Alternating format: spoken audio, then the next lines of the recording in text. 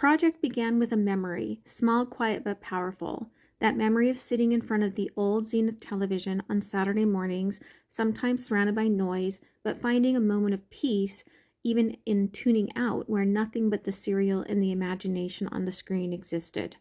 From that memory, Zenith Point Safe Space was born, and my symbolic structure is one that explores the connection between vulnerability, memory, and healing.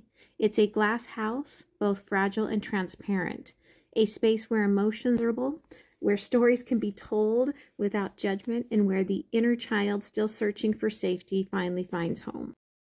As well, it meant that others can see through it. I am no longer hidden behind the walls that would have been used to hide abuse and neglect. Through personal artifacts, sensory symbolism, and art therapy principles, this project reflects the human experience of carrying pain and the transformative power of turning that pain into something whole. This is not just about me, it's about all of us, our hidden stories, our unspoken grief, and the quiet strength that healing asks of us. Creating this space wasn't just a project. It was a personal process of remembering, reconnecting, and reimagining. The glass house itself became the heart of this journey. At first, I didn't know how I would bring the vision to life. I struggled with the idea of structure, how to build something that held so much emotional weight, yet remained open and transparent. Especially as I was sitting in an open space where everything that I owned was packed up. And then by chance, I found it.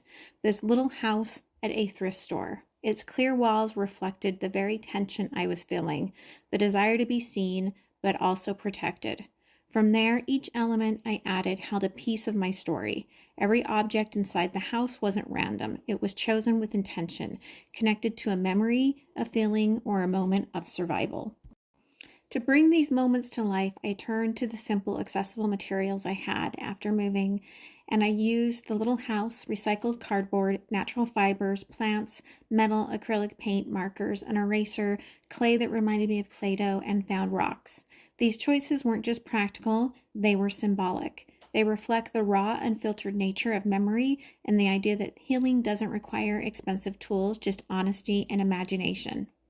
The five senses became the central piece of the structure of the safe space I created. Inside the glass house, I placed symbolic objects that represented each sense and how it connected to those formative moments. An old TV shell for sight and sound, a ceramic cereal bowl filled with powdered milk and Fruit Loops for taste, a small cloth with a faint animal smell scent with my dog, who I do not have memories of, and I created her into a robot touch, and a soft blanket reminiscent of childhood comfort.